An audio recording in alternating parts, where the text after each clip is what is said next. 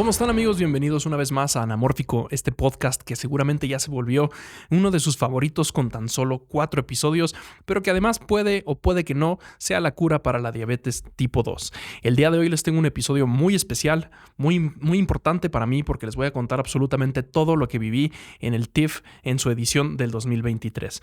Para la gente que no sepa, el TIFF es el Toronto International Film Festival o el Festival Internacional de Cine de Toronto y es uno de los más importantes y prestigiosos en el mundo, junto con Cannes y Sundance y AFI y muchos de esos.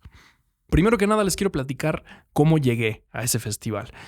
¿Por qué es importante saber cómo llegué? Porque es un festival bastante caro, bastante complicado de llegar, por así decirlo, si no tienes como un pie en la puerta en la industria, ¿no? Algo que obviamente yo no tengo porque este proyecto de 99 palabras y el de Anamórfico y todas estas cosas que estoy haciendo son algo muy reciente, así que me interesa que conozcan cómo llegué ahí y cómo podrían llegar ahí ustedes si les interesara ir a este evento.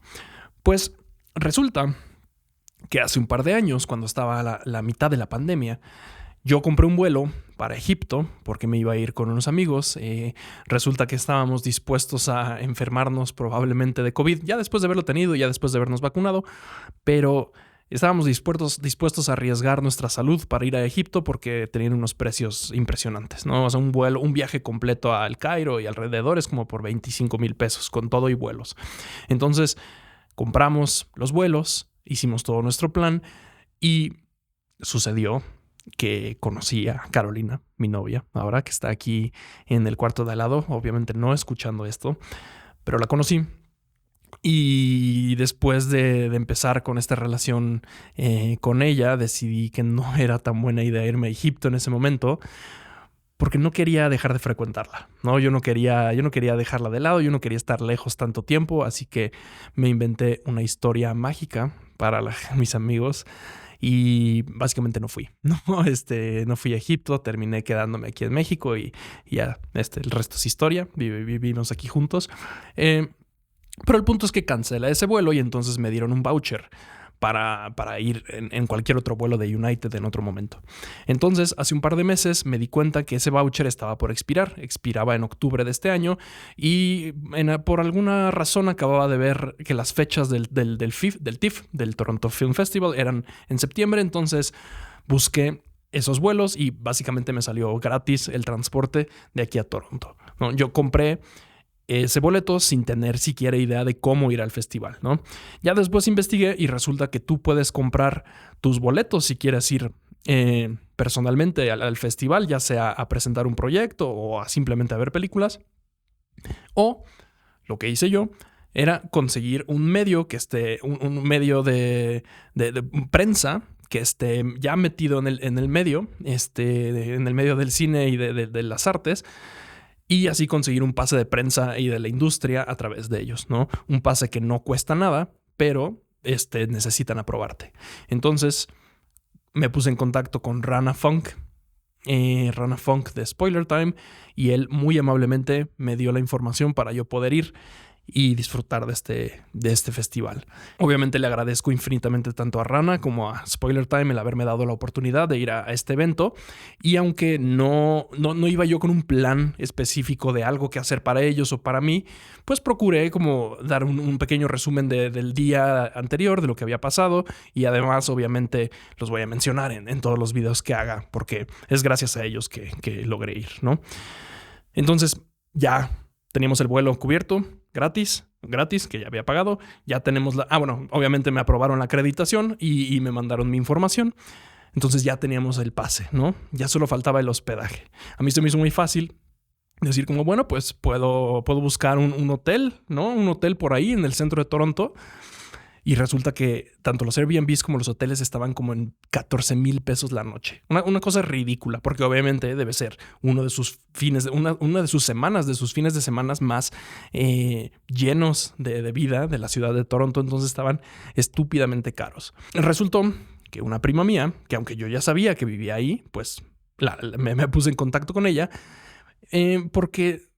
Bueno, ¿por qué me puse en contacto con ella después de intentar irme a un hotel? En primera, porque no quería yo ser un una mala... O sea, no quería estorbar, ¿no? De primera instancia. Ya después platiqué con ella y obviamente no, ellos encantados de recibirme. Pero además, porque mi prima vive, sí, en Canadá, pero a 1 hora de Toronto, ¿no? Entonces yo no tenía idea de cómo moverme, no tenía idea de nada. Entonces fue como, pues me voy a ver qué hacemos. Hablé con mi prima, me dijo, claro, quédate aquí, tienes un cuarto. Llegué a casa de mi prima con mis sobrinos, me la pasé increíble.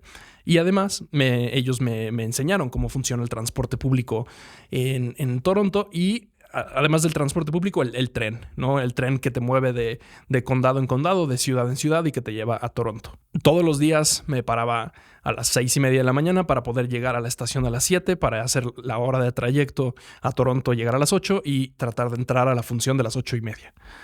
Un par de veces no lo logré simplemente porque del cansancio no me pude levantar, pero básicamente todos los días me fui al festival en tren. Y algo que noté que quería contarles es que el tren cuesta como $9 una ida, ¿no? Desde cualquier estación a Toronto.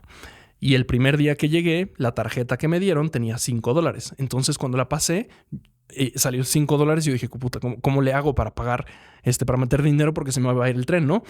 Pero vi abajo que sí me dio el boleto y me cargó, o sea, me dio un negativo de $4 en la tarjeta. Algo que honestamente me llamó mucho la atención porque pues yo jamás había visto que una empresa privada, o sea, como que le tuviera una cierta compasión a su cliente, a su usuario, como para decir, ok, te dejo entrar ahorita y después me pagas este boleto, ¿no?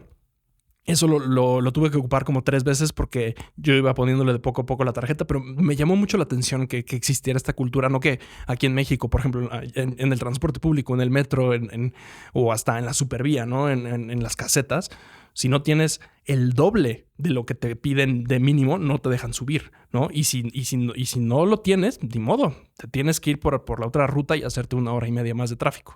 Entonces me llamó mucho la atención que hubiera esa cultura allá en el tren. Y obviamente los trenes preciosos, bien cuidados, con wifi, aire acondicionado, perfecto. Entonces, día 1 llego a TIFF, yo encantado con la ciudad, caminando, llego y ya me dan la acreditación a nombre de Spoiler Time con mi gafetito, que seguro si me vieron en Instagram, ahí tenía mi foto con mi gafetito. Y entonces me puse a recorrer como las calles de Toronto porque resulta que yo no sabía, pero el festival es en la ciudad de Toronto, ¿no? Entonces hay como 5 cines en alrededor de 6 cuadras, que es donde están todas las funciones, ¿no? El Scotiabank Theatre, que es el cine más grande que está dedicado al TIFF durante esos 11 días, en donde tienen creo que 14 salas y en esas 14 salas todo el día están proyectando películas. Está el TIFF Lightbox. Hay muchos, no recuerdo ya el resto de los nombres, pero hay muchos cines que están dedicados al festival durante esas fechas.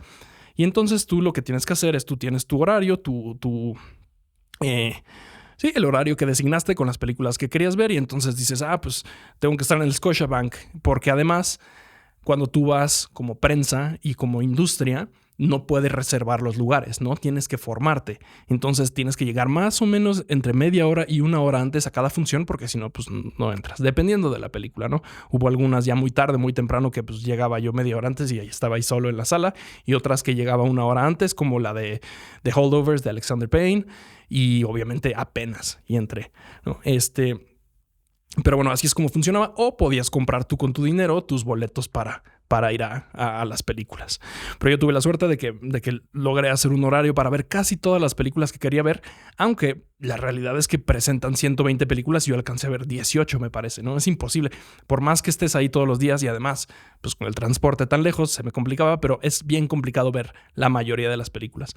De todas maneras, pude ver muchas de las que quería. En unos momentos les voy a dar un poquito un acercamiento a estas películas porque no va a ser una reseña, no va a ser ni siquiera una crítica, solo les voy a contar como un poco de la película y ya después haré un video específico para cada una de ellas. Uno de los subtemas que quiero tratar en este podcast es que de camino a Toronto, los primeros días, yo acabé de leer, empecé y terminé a leer un libro que se llama Los demonios del Edén, de Lidia Cacho.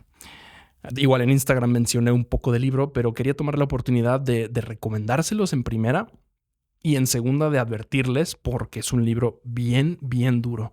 Resulta que Lidia Cacho es una investigadora, es una periodista mexicana que tiene muchos proyectos, pero el más sonado fue uno donde descubrió que un magnate, un empresario que vivía en Cancún llamado Jan Succarcuri resultó ser básicamente líder de un círculo de pornografía infantil y de tráfico de niños en todo el mundo, ¿no?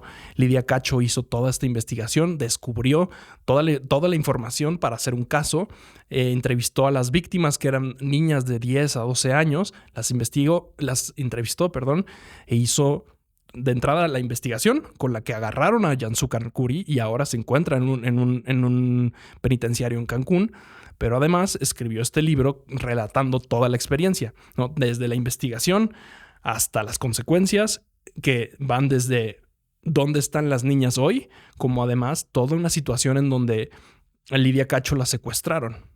La mandaron secuestrar, la mandó secuestrar el alcalde de Puebla, si no mal recuerdo, espero no me citen, pero la mandaron secuestrar y estuvo desaparecida un par de horas. La mandaron secuestrar desde Puebla, la recogieron en Cancún, la trajeron en coche, la amenazaban. O sea, una onda súper, súper oscura, y el libro, pues, tiene la necesidad de ser bien explícito y bien, bien gráfico con las cosas que pasaron, ¿no? Yo se lo recomiendo mucho. Creo que es importante, por más duro que sea leer esas cosas, creo que es importante conocer la realidad de ese tipo de negocios en el mundo, y además la realidad y las historias de mujeres como Lidia Cacho, que legítimamente sí empujan a nuestro país y a nuestra cultura, ¿no? Me pareció un libro impresionante, ¿no? Por eso quería tomarme el tiempo de comentarlo. Léanlo, pero con mucho cuidado porque sí está bastante duro. Y bueno, ya regresando al TIFF, les voy a platicar un poquito de las películas que vi, sin calificación, sin nada, pero nada más para que sepan hacia dónde va el canal de 99 palabras con estas películas.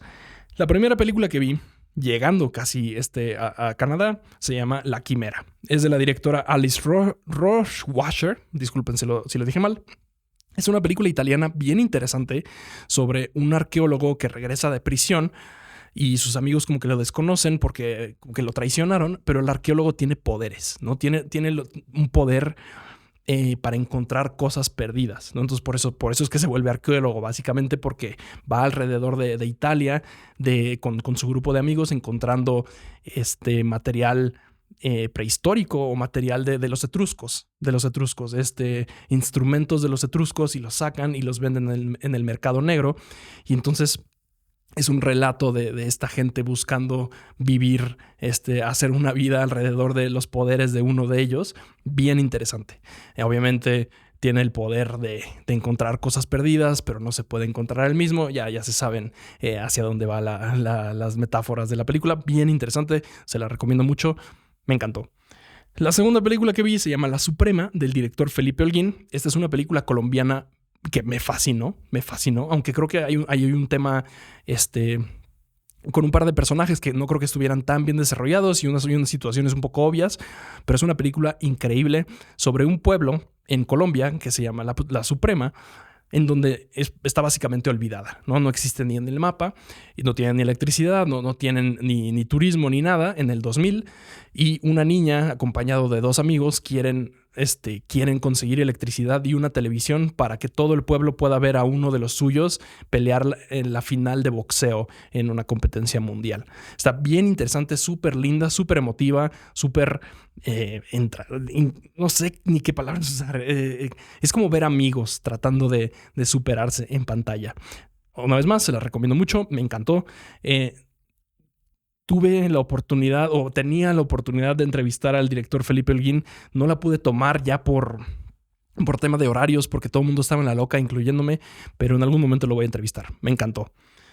La tercera película que vi, que es una de las que más me gustó de todo el festival, se llama Dream Scenario. Dream Scenario es dirigida por el director Christopher Borgli, que también dirigió Enferma de mí, que es una de mis películas favoritas del año pasado, producida por A24 y además producida por Ari Aster y además protagonizada por Nicolas Cage. Es una locura de película. No les quiero contar demasiado, y si pueden, y más bien eviten ver el tráiler porque no les arruina demasiado la situación, el tráiler. Si pueden, no busquen más sobre la película. Es una joya de película y la premisa básicamente es que es un profesor en un pueblo pequeñito de Estados Unidos que empieza a aparecer en los sueños de todo el pueblo. No investiguen más, solo véanla cuando salga. Sé que va a salir en Estados Unidos en noviembre. Espero que encuentre distribución pronto para México, pero algo haremos para que la podamos ver aquí porque de verdad está impresionante. Después de esa película, un día después vi El viento que arrasa, de la directora Paula Hernández. Es una película argentina con la que no conecté tanto, pero me gustó mucho. Visualmente es bien interesante. Las situaciones que te pinta la película son bien interesantes. Las actuaciones bastante bien, bien entregadas todas. Solo ahí, como en el segundo acto, el protagonista se me hizo un poco como caricatura, quizás, como demasiado exagerado sus posturas. Pero es la historia de un padre, que es un padre y además es un predicador, es un sacerdote básicamente, y de su hija, y de cómo van por Argentina entregando cassettes con sus palabras, con su sermón, y de camino a un pueblo también perdido por Argentina, se les descompone el coche y llegan a una cabaña donde hay un hombre que repara coches, pero se le complica. Entonces es esta película en donde se enfrentan, es un coming of age de ella, como creciendo y descubriéndose como mujer y además contrastando su vida religiosa contra la vida súper pues como liberal y extraña de unos pueblerinos que solo vive el papá y el hijo aislados de la sociedad, ¿no? Es bastante interesante, no, para nada fue mi película favorita, pero creo que vale la pena, nada más por la fotografía y por el guión, vale la pena completamente. Después, en la noche, a las 12:30 de la noche, fui a ver A cielo abierto, de los directores Mariana y Santiago Arriaga. Mariana y Santiago Arriaga son hijos de Guillermo Arriaga, son amigos míos cercanos. Ahora, después de ir al festival, tuve la oportunidad de entrevistarlos. La película obviamente es mexicana. Y después de entrevistarlos me enteré mucho más de la película. Y esta dinámica justamente es algo por lo que quería hacer este episodio y por lo que es importante para mí. Es que justamente después de esta película y después de entrevistarlos, me di cuenta que yo necesito cambiar un poco el objetivo de mi proyecto y de quién soy, de lo que quiero yo transmitir en estos proyectos que estoy desarrollando. ¿Por qué lo digo? Porque es una película que, siéndoles bien honesto, yo no conecté por completo con la historia. Hay cosas que me hubiera gustado verlas de diferente manera, cosas que son muy obvias que debieron ser más sutiles. Los cambios en los personajes creo que se pudieron haber logrado mejor. Tengo muchos comentarios acerca de la película, pero después de entender el cómo se hizo y el por qué se hizo la película, pues no es necesario, no es que me cambie la opinión de la película, ¿no? La película está ahí, la película funciona por sí sola, pero creo que es un poco... No le hace justicia a ningún proyecto que solo salga y me queje en videos de 30 segundos en internet. Creo que puedo dar mucho más. Creo que hay mucho más contexto que puedo yo investigar y encontrar y entregarles a ustedes para que valoremos realmente el trabajo de la gente que está ahí al frente, ¿no? Que está haciendo cosas en vez de solo criticar cosas. Entonces, independientemente de la película, que después la podemos comentar, a mí me cambió muchísimo la perspectiva de quién quiero ser yo y además de cómo quiero yo llegar a esos festivales, porque Mariana y Santiago tienen 30 años, tienen mi edad y ya están ahí en festivales, acaban de regresar de Venecia, acaban de regresar de Toronto. Ya, ellos están ahí cumpliendo el sueño que yo quiero cumplir también, ¿no? Entonces, después de entrevistarlos, entendí las dificultades de trabajar un guión que además es el primer guión que hizo su padre, de trabajar una primera película ellos como directores, de trabajar con actores que o que nunca habían actuado o que era su primera interpretación en muchos años, lo difícil de salir y producir en el desierto. O sea, me cambió, me hizo pensar mucho en cómo quiero que la gente vea mis proyectos, ¿no? Estas entrevistas, ahorita al terminar de las películas les digo a quienes más pude entrevistar. Estas entrevistas las vamos a tener todas en Spoiler Time, aunque sí voy a comentar un poco en algunos otros videos cosas muy importantes. Las entrevistas completas van a estar en Spoiler Time. Regresando a Cielo Abierto, es una película es un road trip como de venganza en donde el padre de tres niños muere y se salen de su casa y se van en un camino a tratar de encontrar a quien mató a su padre. No les quiero decir más, después comentamos esta película, pero sí, la tengo. Es un proyecto que legítimamente me hizo repensar y revalorar quién quiero ser yo en mis proyectos. Después, al día siguiente, llegué a una película que se llama The Dead Don't Hurt, de Viggo Mortensen. Viggo Mortensen escribió esa película, dirigió esa película y protagoniza esa película. Y es una de esas películas que técnicamente es perfecta, básicamente, pero yo no conecté nada con ella, ¿no? Es una historia de amor entre un inglés y una americana que viven como en 1800. Es medio un western y él se tiene que ir a la guerra y regresa y la encuentra y alguien abusó de ella, entonces tiene que vengarla. O sea, es una historia, es un romance en western. Y yo, o sea, me gustaba mucho, me llamaba mucho la atención visualmente y el diseño de audio, los disparos, porque hay pistolas, los disparos en el desierto se sentían como, o sea, estaba tan bien diseñado el audio y también hecho el diseño sonoro del acústico del cine que cuando había un disparo se sentía como en el pecho, o sea, como la vibración, como si estuvieras en un concierto. Eso me llamó mucho, mucho la atención, pero no conecté con la historia, como que no son películas que generalmente vea yo, entonces me fue muy difícil dejar de ver a Viggo Mortensen, que es un güey guapísimo, un güey talentosísimo, pero sí, no conecté demasiado, aunque seguramente si te gustan las películas de romance y de pareja te va a gustar. Después, cuando pensé que ya había visto la película más larga que iba a ver ese día, me metí a La Bestia, que fue la película más larga que vi ese día. La Bestia es una película dirigida por Bertrand Bonello, protagonizada por Léa Seydoux y por George McKay, y es una historia bien densa, como un poco como Mulholland Drive, un poco como esta última de Ari Aster, de Beau is Afraid, en donde es una onda medio onírica, medio extraña, para mantenerlo general, en donde es el futuro, es como el 2050 y entonces descubre la gente cómo quitarle las penas a todo el mundo y cómo quitarle básicamente las emociones negativas a todo el mundo, pero para poder lograrlo tienen que escanear su ADN y tienen que resolver todos los problemas que traen de otras vidas. Y entonces escanean a Léa Seydoux y tiene que ir al pasado básicamente, o vive vidas en su pasado y tiene que resolver problemas que tenía en esos momentos para poder limpiar su ADN en el futuro. Es bien extraña. La verdad es que sí me gustó, pero me costó un poco llegar a la conclusión de que sí me había gustado. Técnicamente súper bien hecha, pero hay un par de cosas que quiero comentar muy, muy interesantes. La primera es que en cuanto se acaba la película es un final bastante, bastante desgarrador, que todavía lo traigo en la cabeza, lo puedo escuchar cuando pienso en él, pero además cuando se acaba, en vez de créditos hay un QR, ¿no? Entonces tú tienes que sacar tu celular y escanearlo y puedes ver los créditos, que bastante ad hoc con los temas de la película, pero se me hizo muy extraño. 2, George McKay no era la primera opción que tenían para ese papel.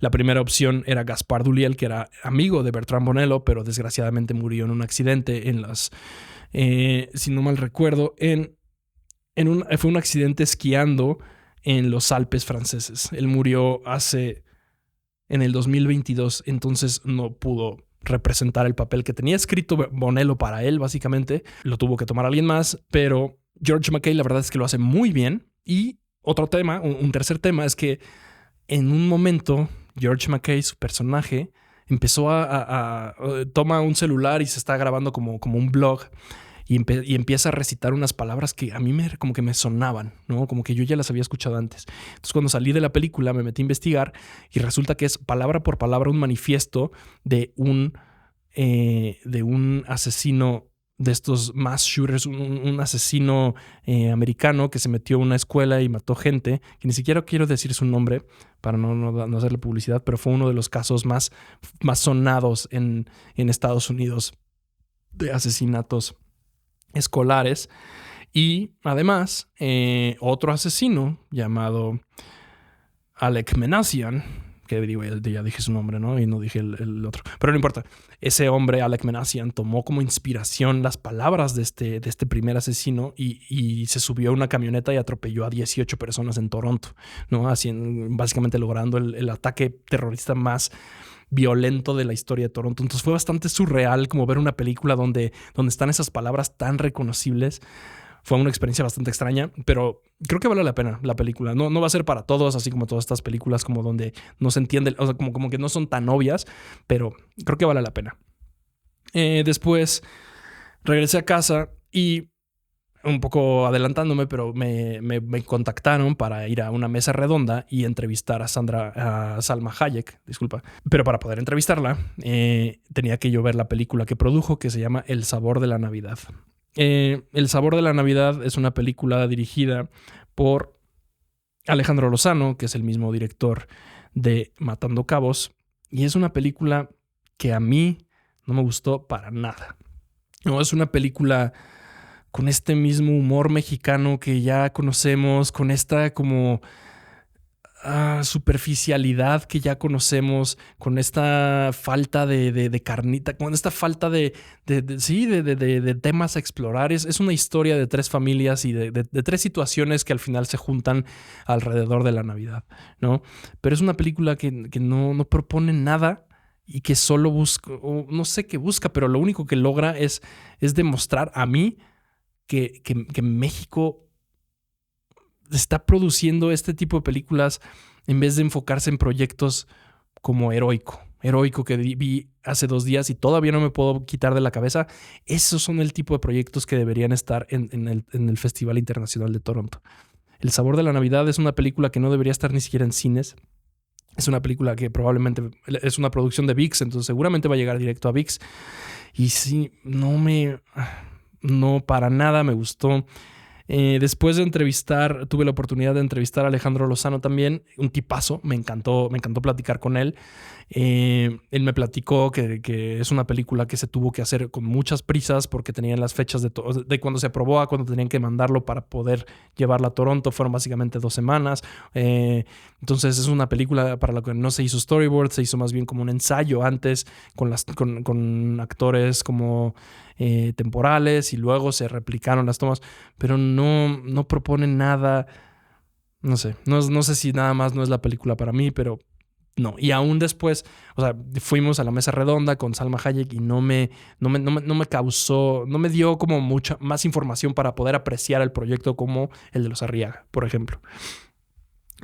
Pasando a la siguiente película, que creo que, si no la que más me gustó, sí está en el top 3, es The Holdovers del director Alexander Payne.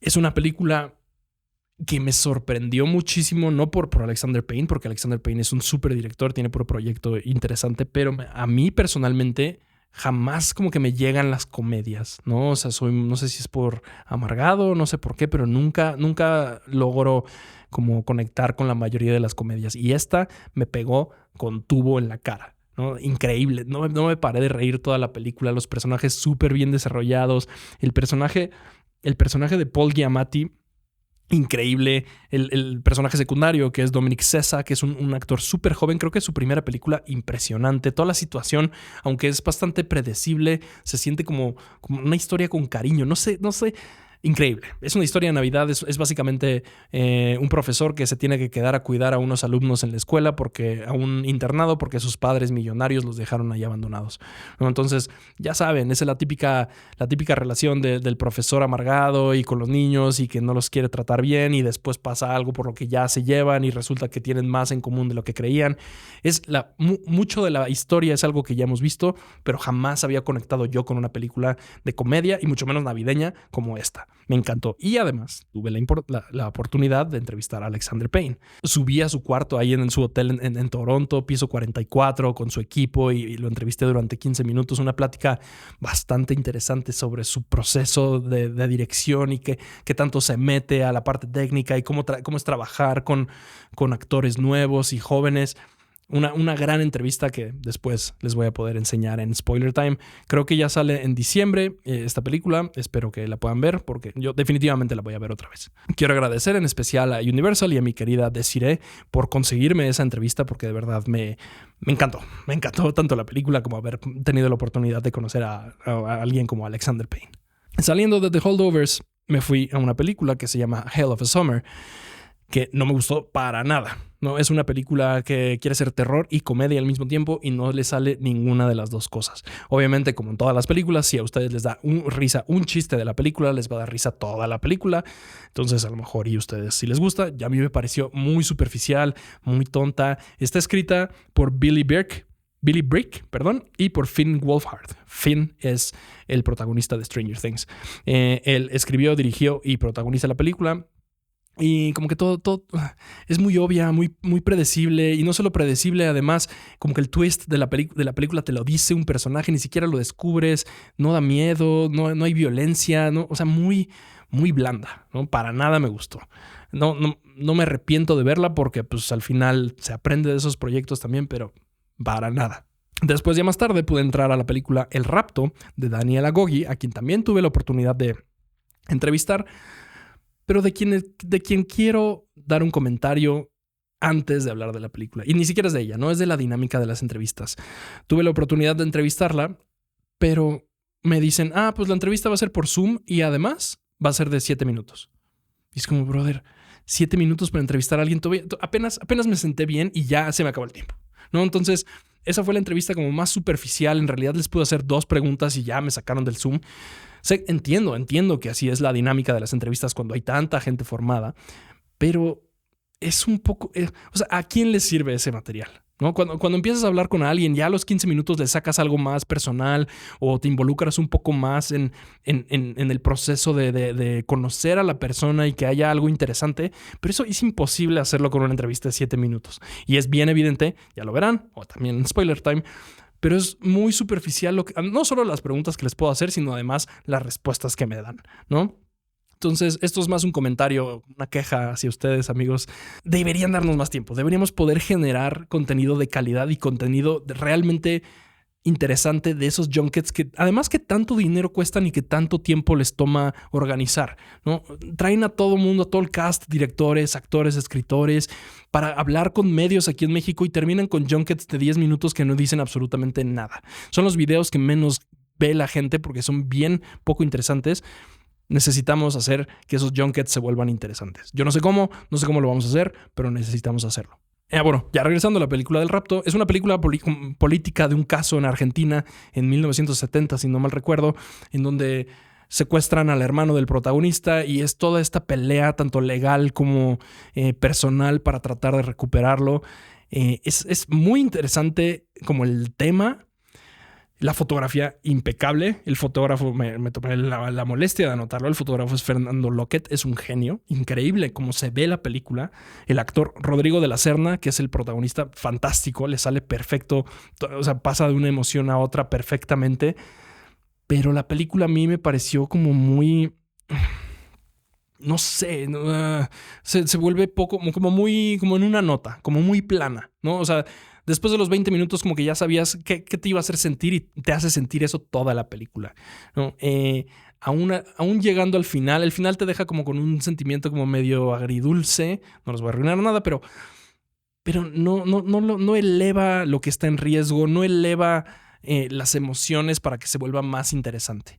Tiene un poco el tono como Argentina, esta última que es Argentina 1985, que estuvo nominada el año pasado a Mejor Película Extranjera, pero aún cuando no creía que Argentina 1985 fuera la mejor película del año pasado, sí me gustó más que esta, ¿no? Se me hizo más interesante, se me hizo más... sí, como que había más que explorar que en esta película. De todas maneras la recomiendo, de todas maneras creo que vale la pena verla, en especial por la fotografía. Al día siguiente, no fui temprano al festival porque yo ya estaba muy cansado, pero fui a la noche a el Festival Internacional de Toronto tiene una sección que se llama Midnight Madness, en donde llevan películas de terror o de suspenso o de thrillers. Y vi una película bien interesante que se llama Kill, que es una película india sobre unos militares, que es un militar que está enamorado de una mujer, quien está a punto de casarse en un matrimonio arreglado, y entonces hacen su plan para escaparse juntos, y el plan involucra subirse a un tren e irse a Nueva Delhi. Ya en el tren se meten unos maleantes a empezar a robar el tren, y entonces cómo se meten con la novia, futura esposa ilegal del militar. Empieza a ver ahí una onda como John Wick en el tren. Increíble. Increíble la película, súper divertida. Nunca había estado en una sala donde la gente gritaba cuando pasaba algo, gritaba, o sea, se escuchaba cada que había algo interesante, impresionante. Y el formato de la película, espero que la puedan ver. No tengo ni idea de cuándo va a llegar ni cómo va a llegar, pero algo que les puedo contar de la película es que la primera mitad como que tiene un tono como un poco como blando, quizás, ¿no? O sea, como hay peleas y hay golpes, pero se siente como una película como B-15, como así, tranqui, ¿no? Hay golpes, pero no hay tanta violencia y demás. A la mitad de la película pasa algo y de repente aparece el título de la película, así, Kill, 45 minutos después de que empezó la película, y entonces se transforma en una película clasificación R. Violencia por todos lados, sangre, golpes, putazos. Impresionante, impresionante tanto el formato como cómo se transforma. Increíble, increíble. No, o sea, no, véanla. No sé cuándo va a salir, pero es definitivamente una experiencia bien diferente. Y además, yo he consumido muy poco cine indio, ¿no? Y me interesa mucho saber cómo están experimentando con el formato ellos después de ver una película como Kill. Después de esa película, casi a las 12 de la noche, vi la que también entra dentro de estas 3 películas que más me gustaron, que se llama Naga. Naga es una película árabe de Meshal Al-Yasser, que es un cineasta de 28 años, que tiene un canal de YouTube como con 12 millones de suscriptores, tiene 2 millones de suscriptores en Instagram, tiene proyectos con Netflix en Arabia Saudita. Es un talentazo. Y su película Naga es una joya, impresionante. Es la primera película, creo, saudí que veo.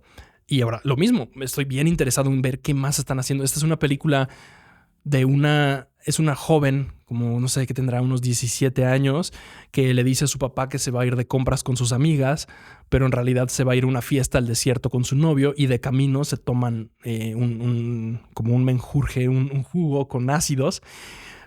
Y entonces empiezan a tener estas visiones, empiezan a tener esta situación donde no sabes si las cosas están pasando o no, y se pierde en el desierto. El desierto la empieza a amenazar, o sea, pasan un chorro de cosas dentro del desierto, pero además tienes, o sea, el papá es un papá muy agresivo, ¿no? O sea, ni siquiera habla, solo lo ves y es como, oye, o sea, este hombre te mata con la mirada, y le dice: estás aquí a las 8 en punto. No, o sea, 8:1 me voy y te dejo y vas a ver cómo te va, ¿no? Entonces tienes toda esta presión de esta mujer que no saben dónde, sus papás no tienen ni idea de dónde está, y tiene que regresar a las 8, pero no encuentra dónde está su novio y está perdida en el desierto.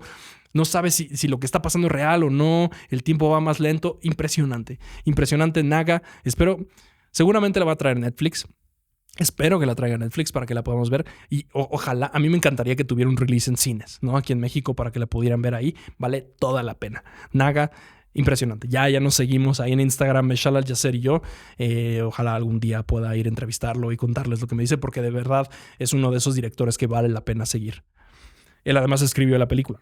Por último, la última película que viene el festival es The Boy and the Heron. Esta última película de Hayao Miyazaki, director de Estudio Ghibli, que antes de hablar de la película, quiero que sepan algo que es a mí me parece interesante. Y es que yo nunca había visto una película de Estudio Ghibli. Por una razón muy particular, porque yo, o sea, he tratado de que esas películas, verlas en un momento donde yo puedo prestarle toda la atención para sacar algo más de ahí, ¿no? Tomar notas, hacer un video, reflexionar. Y cuando empecé a hacer este proyecto, sí dije como, ok, voy a un día o un fin de semana voy a dedicarle a ver todas estas películas de Hayao Miyazaki, y no lo he hecho. Entonces, creo que tengo una perspectiva bastante única, quizás, para esta película, y no sé qué tan positivo o negativo sea, pero la película a mí no me llenó, ¿no? Obviamente es una obra de arte. Visualmente o sea, audiovisualmente es una impecable, ¿no? Impresionante. Nada más por ver la animación y la dedicación de Miyazaki para sus proyectos vale toda la pena, pero la historia como que da muchas cosas por sentado. Se siente como una carta. Porque resulta que esta va a ser o iba a ser su última película, pero ya salió a decir que no, que ya está en el estudio trabajando para hacer una más. Creo que ha hecho esto 4 veces. 4 veces has dicho que se va a retirar y no se retira. Que bueno, que trabaje hasta los 200 años si quiere. Pero esta película sí tiene mucho como ese sentir y esa... Es casi como si fuera un chiste local para toda la gente que lo ha seguido durante toda su trayectoria, ¿no? Es como una carta de despedida y siento que mucho del mensaje depende de... Es un proyecto muy personal en donde como que se está despidiendo de sus proyectos y de sus mundos de fantasía que ha creado durante toda su vida. Y es algo que puedo yo personalmente apreciar y que me gusta que exista, pero no creo que funcione muy bien como un producto, o sea, solo, como lo que decíamos de los Arriaga, ¿no? Lo digo porque hay muchas cosas que quedan al aire, hay muchas cosas que llegan de la nada y luego se explican, pero ya que llegaron de la nada. Es como un proyecto muy personal que seguramente a los fans de Miyazaki les va a encantar, pero a mí como que me dejó un poco insatisfecho, ¿no? Sé que otra vez es una perspectiva muy específica porque yo nunca he visto las películas, pero, o sea, definitivamente vale la pena verla, ¿no? Nada más verla y escucharla y la música y las interpretaciones y lo raro de la situación y todo audiovisualmente funciona perfecto. Es la historia con la que yo no pude conectar del todo. Y esa fue la última película que pude ver en TIFF.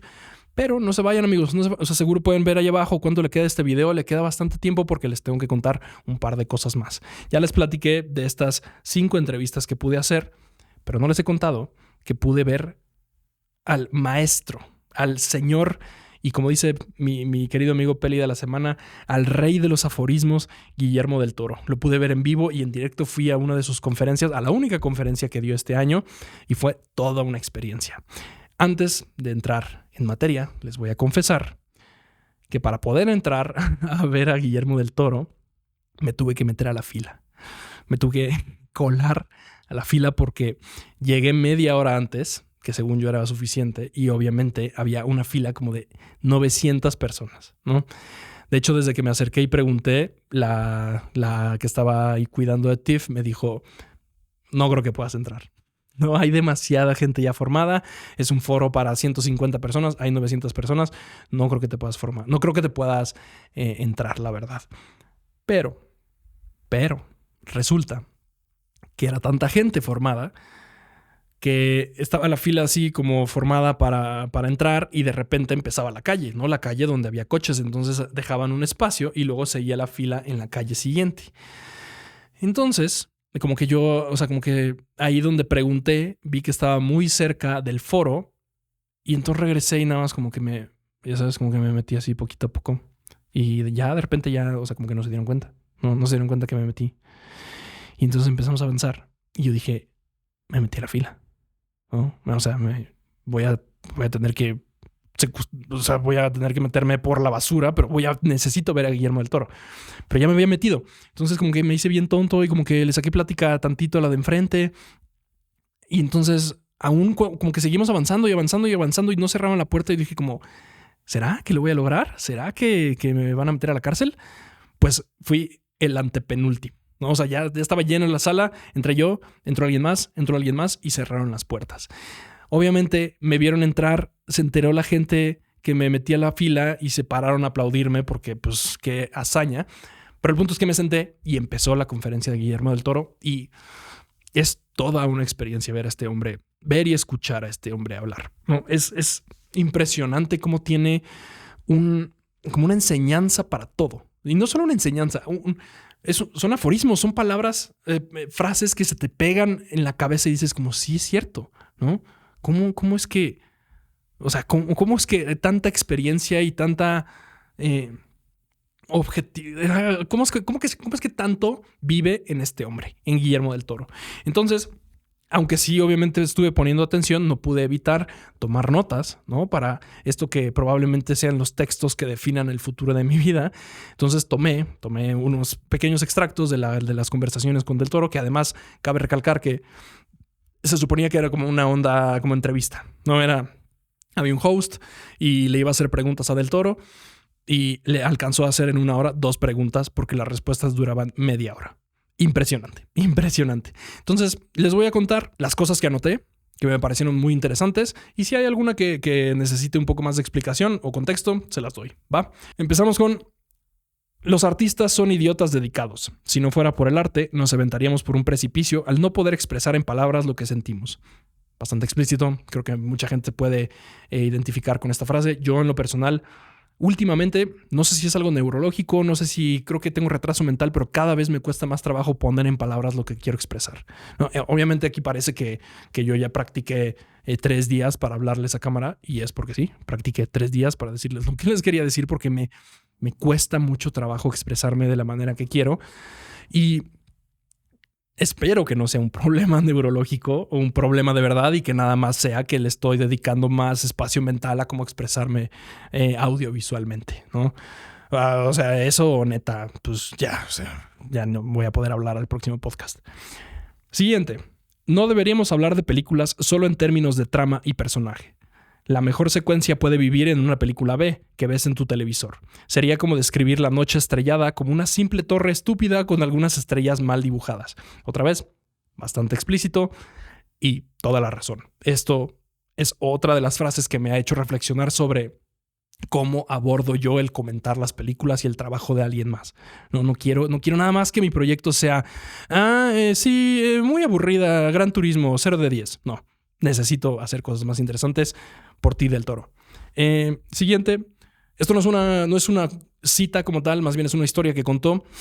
Y nos contó que cuando él vivía en Guadalajara, secuestraron a su papá en algún momento y les mandaban mensajes como de rescate, y los mensajes tenían errores de ortografía. Entonces, como que a Guillermo del Toro eso después, según entiendo, el papá estuvo bien después, lo rescataron, pero como que a él le resultó extraño saber que el sistema los empujó a hacer cosas como un secuestro, ¿no? Y eso es algo que ahora representan sus personajes, ¿no?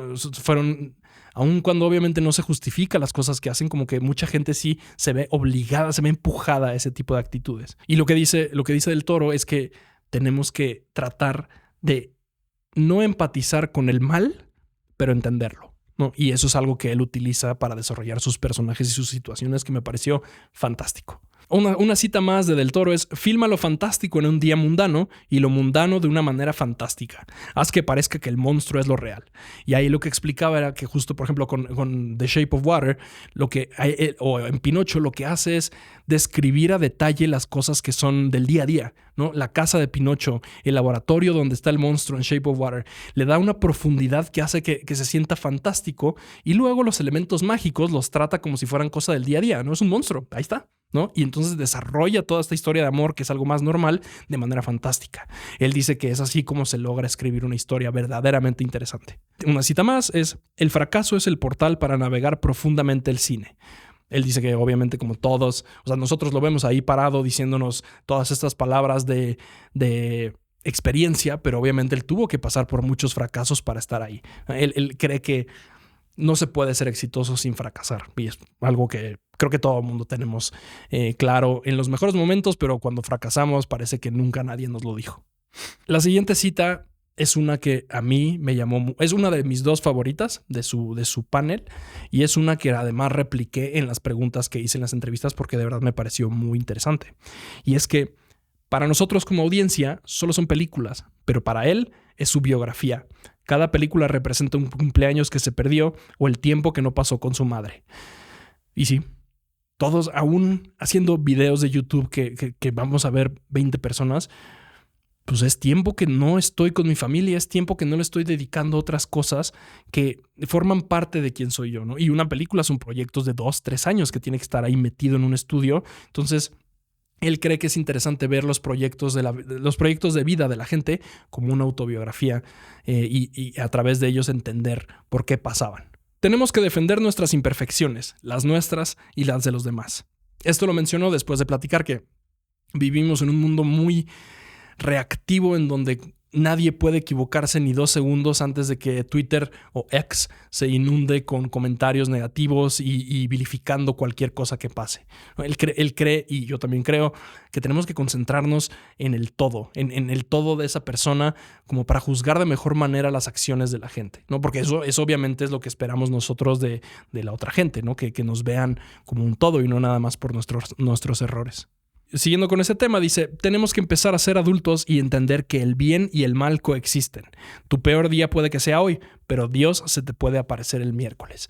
Una cita fantástica, creo que no hay más que agregar. Increíble, me la quiero tatuar en la frente. Después de platicar un poco de su contexto y de lo que lo hace diferente, Del Toro dijo, eso es lo que yo puedo aportar, que me negaron cosas cuando era más joven porque soy mexicano, ¿no? Él mucho de su trabajo y de sus proyectos como que les da esta perspectiva de como alguien que quería ser alguien más grande y simplemente la sociedad no lo dejaba por de dónde venía, ¿no? Eso es un tema recurrente en sus proyectos. Guillermo del Toro también dijo, un visionario hace que cualquier proyecto parezca fácil. Increíble. Otro tatuaje para la frente. Un director realmente bueno hace que todos hagan de la película un autorretrato. Esto es como regresando al tema de la autobiografía. Él lo que dice es que un buen director, es muy explícito, pero lo que tratamos de hacer como directores es que todos sientan que es su proyecto, no nada más un trabajo que van y terminan y ponen su tarjetita y se van. No, él trata de hacer que todos se vean tan involucrados en el proyecto que sientan que es suyo. Y creo que es así como haces que un proyecto realmente tenga vida y no nada más sea una película más.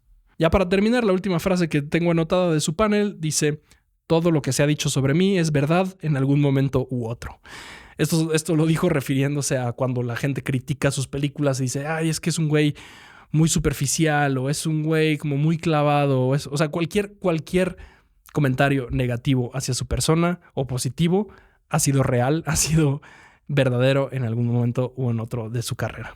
Después de la conferencia de Del Toro, tuve la oportunidad de quedarme en ese mismo lugar para tomar una conferencia de pitches, ¿no? En una dinámica en donde fueron 4 proyectos a platicar sobre sus películas que ya tenían en preproducción enfrente de un panel para intentar ganarse dinero para financiarlos, ¿no? Estuvo bien interesante, eran 4 proyectos. El que más recuerdo era el de una historia real, basada en una historia real, en donde en 1960 el gobierno de Estados Unidos tenía un proyecto para abrir en Alaska como un muelle. Quería construir, entre comillas, un muelle, una base militar, pero para eso tenía que tirar unas bombas en esa zona para poder hacer como una C, ¿no? Como una bahía. Pero resulta que en esa zona vivían unos pueblos indígenas, unos pueblos nativos de Alaska. Entonces, cuando se enteraron estas personas, se unieron todas las tribus de Alaska y demandaron al gobierno de Estados Unidos para lograr que no tiraran esas bombas. Basada en una historia real, y creo que esa es la que ganó, o esa es a la que yo le hubiera dado el dinero. Y aunque estuvo bien interesante la conferencia, yo lo que saqué personalmente es know-how, este proceso de pitchar proyectos a gente que no conoce tu proyecto. Voy a hacer un video específico con esa información. Regreso con ustedes pronto. Ya para terminar este paseo por mi viaje a Toronto, les quería contar muy brevemente como a las conclusiones que llegué en este viaje, que no es nada más porque estamos hablando de mí en este canal, sino legítimamente creo que me cambiaron la perspectiva de cómo estoy haciendo las cosas, ¿no? En primera, mi conclusión del festival es que es necesario ir a uno de esos festivales si es que se quieren dedicar al medio del cine y de la televisión. Es bien interesante ver a tanta gente interesada en el medio, apasionada por las películas que va a ver, platicando sobre qué proyectos sí, qué proyectos no, horarios, qué funciona, qué no. Es un ambiente súper creativo y al mismo tiempo súper negativo de parte de la crítica. Y es justo, ese es otro punto por el que estoy reflexionando, es que yo cuando iba a entrevistar a esta gente como Alexander Payne, como los hermanos Arriaga, como a Daniela Gogi, era una interacción súper positiva, súper interesante de cómo lograste un proyecto de esta magnitud que está aquí en Toronto presentándose. O sea, era una onda de interés, era una onda súper positiva y propositiva. Pero luego me salía de ahí y me iba a estas conferencias o estas salas en donde estaban críticos de cine, bueno, sin citas porque sí son críticos, y todo era negativo. Todo era como no, o sea, como súper reduccionista a esta película no me gustó, punto. No, o no me gustó porque, pudo haber hecho esto. O sea, muy negativa la actitud de la crítica. Y yo no quiero eso, ¿no? Ya sé que mucho de mi proyecto ha sido eso hasta ahora y reducir proyectos de 2 años a 30 segundos para además decir que es una porquería de película. No quiero eso. No quiero eso. Creo que puedo hacer algo mucho mejor. Creo que puedo aportar algo mucho mejor para ustedes y para mí. Y es algo que de verdad estoy tomando en cuenta ahora, a la hora de escribir estos videos que estoy escribiendo. De todo, o sea, eso no significa que voy a hablar positivamente de un proyecto que no creo que es positivo, ¿no? Pero definitivamente el alma, el porqué de este proyecto, sí estoy tratando de transformarlo en algo mucho más positivo y objetivo y honesto. Esa es la conclusión como conjunta del festival y de mi proyecto. Otra conclusión a la que llegué, y esa es ya más personal, es que necesitaba regresar al mundo de la producción audiovisual para redes sociales y para publicidad.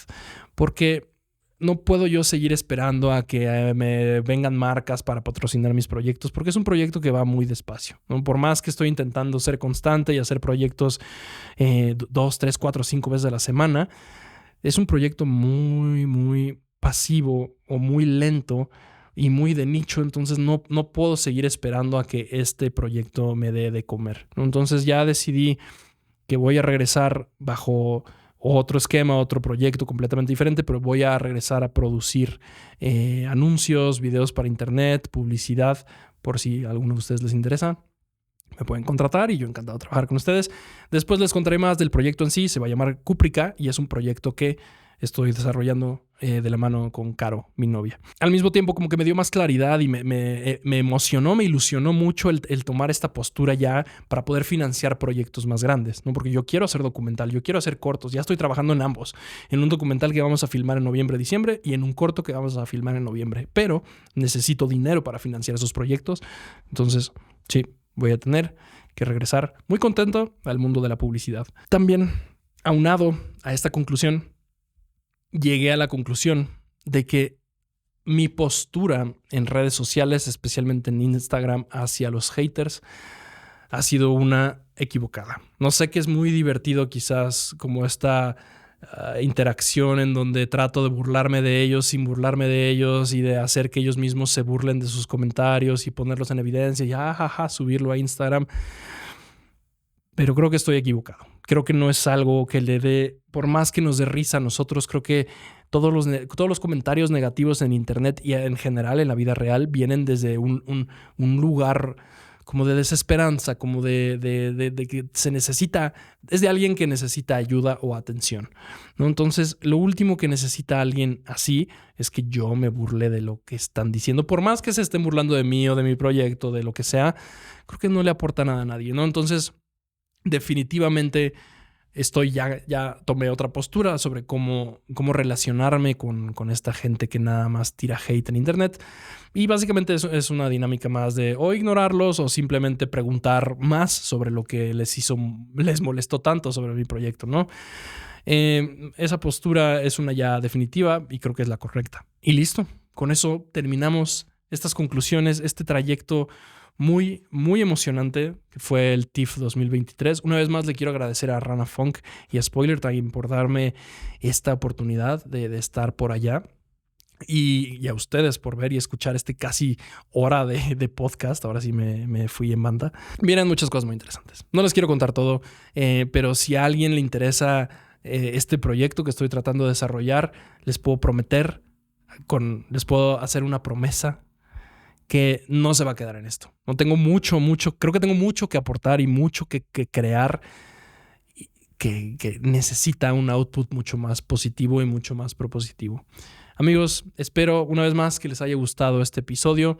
Nos vemos muy pronto. Por favor, suscríbanse, mándenme mensajes, mándenme comentarios, mándenme dinero, ayúdenme como puedan. Ya saben que estos micrófonos no se pagan solos. Los quiero mucho. Hasta pronto.